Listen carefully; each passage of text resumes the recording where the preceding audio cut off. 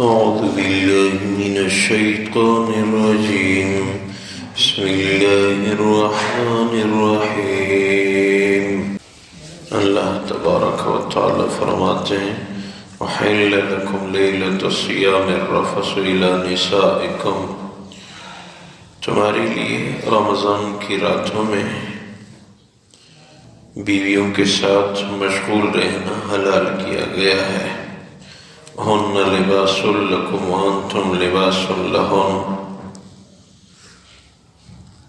بیویاں تمہارے لیے زینت ہیں اور آپ لوگ ان کے لیے زینت ہیں۔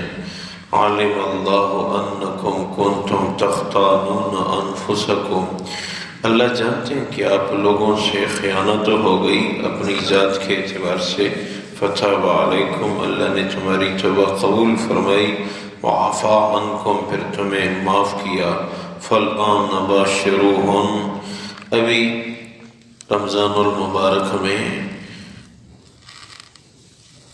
ازواجی تعلق درست ہے۔ وابتغوا ما كتب اللہ لکم، تلاش کرو اولاد جو اللہ نے تمہارے لیے لکھ دی ہو۔ وَكُلُوا وَاشْرَبُوا، کھاؤ اور پیو، حَتَّى يَتَبَيَّنَ لَكُمُ الْخَيْطُ الْأَبْيَضُ مِنَ الْخَيْطِ الْأَسْوَدِ مِنَ الْفَجْرِ، یہاں تک کہ آپ لوگوں کے لیے سفید دھاگا واضح ہو جائے کالے دھاگے سے، یعنی صبح ہو جائے۔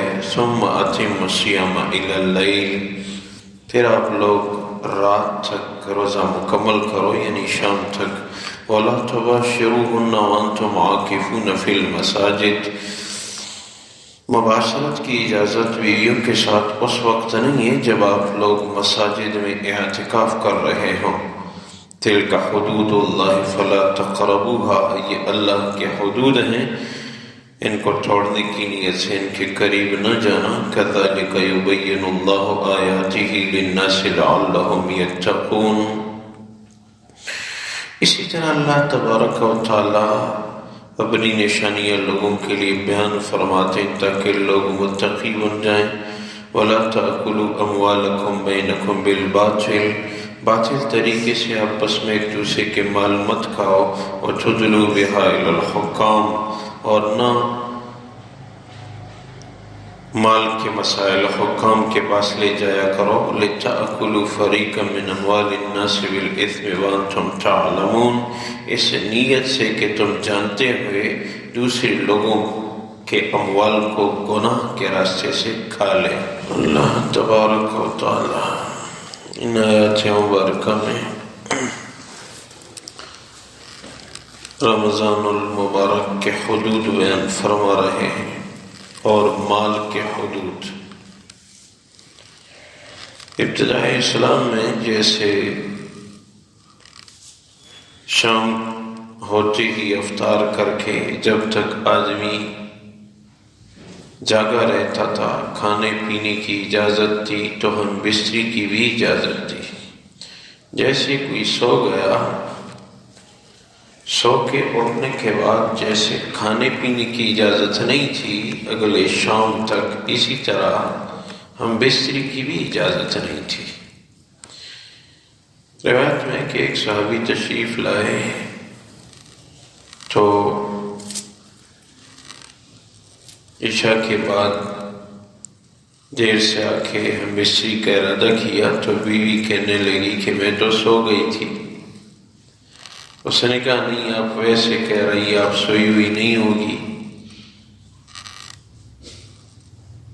تو ہم بستری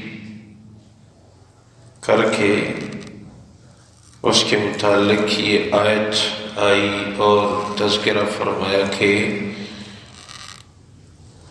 آپ لوگوں سے اپنی جان کے حوالے سے اس متعلق خیانت ہو گئی، لیکن اللہ نے فتاب علیکم، تمہاری توبہ قبول فرمائی اور تمہیں معاف کر دیا اور حکم تبدیل ہو گیا۔ فالآن باشروہن، اب آپ لوگوں کو رمضان کی راتوں میں ہم بستری کی اجازت ہے، لیکن ہم بستری کس نیت سے؟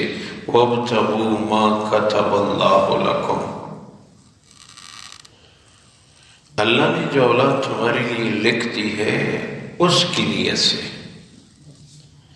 اس آیت سے یہ بھی معلوم ہوا کہ ہم بستری شہوت کو مد نظر رکھ کے نہ ہو، بلکہ نیت یہ ہو کہ نیک صالح اولاد اللہ عنایت فرمائے۔ حضور اقدس صلی اللہ علیہ وسلم کی مبارک ذات نے ارشاد فرمایا تزوجوا الودودہ، ایسی عورتوں سے نکاح کرو جو محبت کرنے والی ہوں، الولودہ زیادہ بچے دینے والی ہوں، ان سے نکاح کرو۔ فإنی مکاثر بکم الامم، کیونکہ میں تمام امتوں کے ہاں قیامت میں اپنی امت کی کثرت پہ فخر کروں گا، مجھے قیامت میں فخر ہوگا کہ میری امت سب سے بڑھ کے ہے۔ اس لیے ارشاد فرمائے تزوجوا الودودہ، نکاح کرو ایسی عورتوں سے جو محبت کرنے والی ہو۔ الولود زیادہ اولاد دینے والی ہو۔ پہلے ودود کو ذکر کیا حدیث میں، ایک لفظ کو پہلے ذکر کرنا بعد میں ذکر کرنا، اس میں بھی کچھ انداز ضرور ہوتا ہے۔ حضور اقدس صلی اللہ علیہ وسلم کی مبارک ذات نے ایک حدیث میں ارشاد فرمایا کہ عبد الرحمن نہیں، عبداللہ اور عبد الرحمن پیارے نام ہیں۔ پہلے عبداللہ فرمایا پھر عبد الرحمن فرمایا، یہ دونوں پیارے نام ہیں۔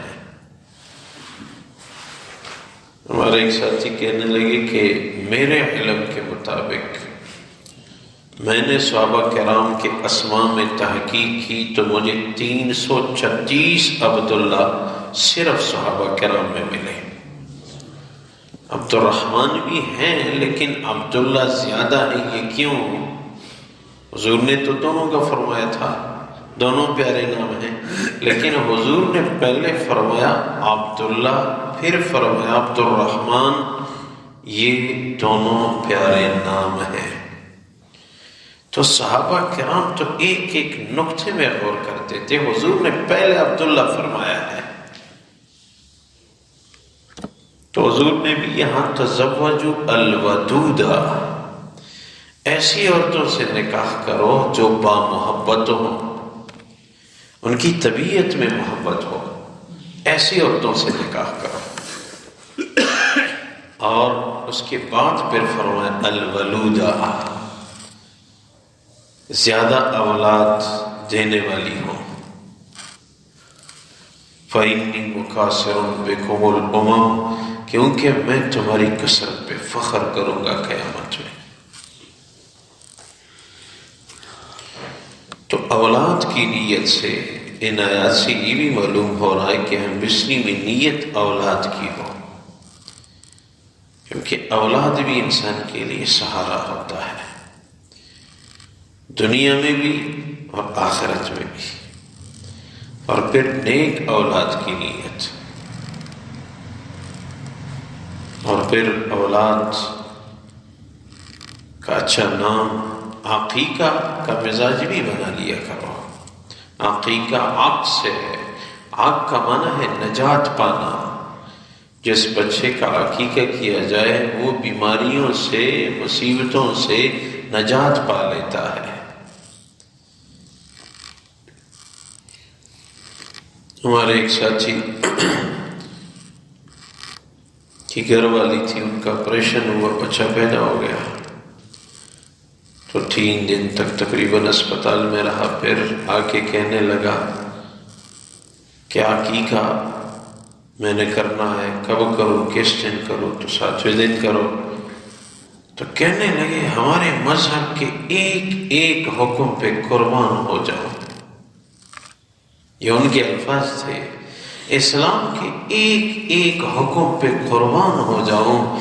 یہ اگر اسی وقت بچہ پیدا ہوا، اس وقت اگر عقیقہ کا حکم ہوتا، اسی دن ہوتا، تو میری بیوی تو اسپتال میں تھی، میں تو پریشان تھا، بچہ پتہ نہیں بچ جائے گا نہیں، بیوی کی صحت بچ جائے گی، زندگی ملے گی نہیں، اسلام نے فرمایا نہیں 7ویں دن، دوسرے دن بھی نہیں، تیسرے بھی نہیں، چوتھے بھی نہیں، 7 دن میں تقریباً زچہ بچہ کی صحت یابی کا یقین حاصل ہو جاتا ہے۔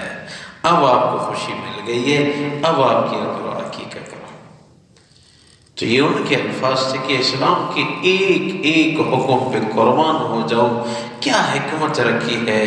دوسرے دن حکم نہیں فرمایا، تیسرے چوتھے پانچویں نہیں فرمایا، 7ویں دن عقیقہ کرو۔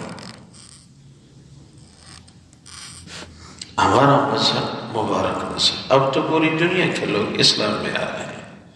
اللہ نے اسلام کی حقانیت واضح کر دی ہے، نجات ہے تو اسی دین میں ہے، یہ ناسخ دین ہے، باقی ادیان تمام منسوخ ہیں۔ ہاں ہم اپنے دین کو مضبوطی سے تھام لیں تو مسلمان اپنے دین پہ آ جائے، یہ پریشانی اللہ دور فرمائیں گے۔ تاریخ میں اس قسم کی بہت ساری باتیں، اور کسی نے اس دن میں بستی گیا تھا، کسی ساتھی نے پوچھا کہ کیا کبھی تاریخ میں اس جیسے امراض کا صدور ہوا ہے کہ کسی کے ساتھ ہاتھ لگا کے بھی اس کو مرض لگ رہا ہو؟ شریعت میں اس قسم کا کوئی انداز کبھی تاریخ کے اوراق میں ہے؟ تو مجھے یاد آیا کہ ہاں بنی اسرائیل میں قرآن میں ہے کہ یہ سامری کے متعلق یہ پھرا کرتا تھا اور لوگوں کو کہتا تھا ان تقول لا مساس، مجھے ہاتھ نہ لگاؤ اور نہ یاد رکھنا تمہیں بیماری لگ جائے گی، اور جو سامری کو ہاتھ لگاتا تھا اس کو بیماری لگ جاتی تھی، اور روایات میں کہ 3 دن تک اس آدمی کو شدید بخار کی شکایت ہوتی تھی۔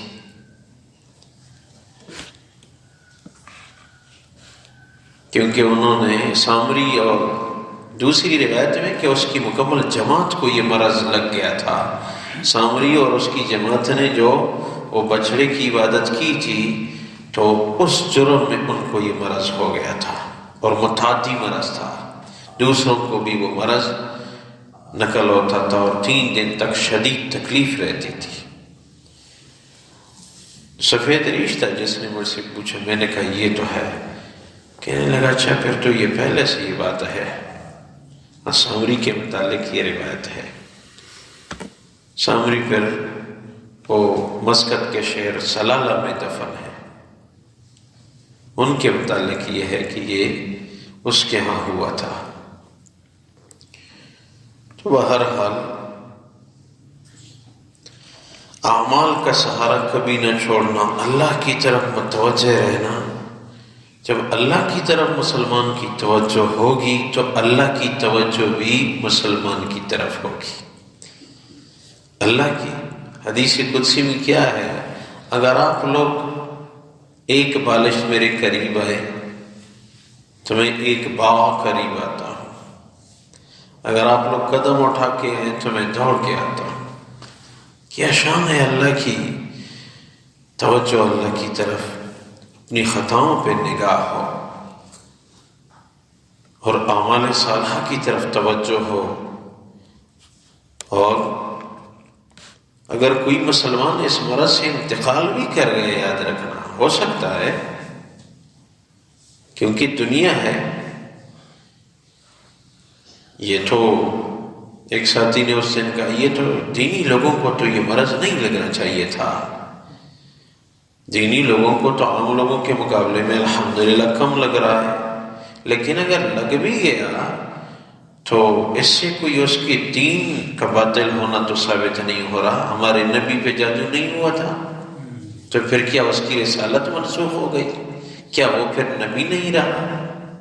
نہیں، یہ تو امتحانات ہیں، دنیا میں تو امتحانات آئیں گے، لیکن اعمال کا دامن نہ چھوڑنا۔ اللہ کو چھوڑ کے ہم جائیں گے کہاں؟ مسجد کو چھوڑ کے ہم جائیں گے کہاں؟ صلاۃ حاجت قرآن کو چھوڑ کے ہم جائیں گے کہاں؟ ہاں احتیاطی تدابیر اپنی جگہ ہے، لیکن جہاں پہ آپ کو احتیاط کرنے میں کوئی فائدہ نظر آئے۔ بہرحال ان حالات میں اب پوری دنیا پریشان ہے۔ ایک ساتھی مجھے کہہ رہا تھا کہ 216 ممالک میں سے 199 تک یہ شکایت پہنچ گئی ہے۔ بس یہ دعا ہو اللہ مسلمان کی حفاظت فرما۔ ان دعاؤں پہ بھی بہت بڑا اجر ہے، بہت بڑا اجر ہے۔ امت مسلمہ کے لیے دعا دینا یاد رکھنا، یہ حضور کی مبارک ذات کی روح کو تازگی بخشنی ہے۔ حضور کی امت کو دعا دینا، کوئی آپ کے بچوں کو کہہ دے کہ اللہ ان کے بچوں کو محفوظ فرما، کسی پولیس افسر کو کہہ دے ان کے بچوں کو کچھ نہ کہنا اگرچہ مجرم ہے، بچا دیا، درخواست کی، تو آپ کتنے خوش ہوئے۔ یہ حضور کی امت ہے، یاد رکھنا۔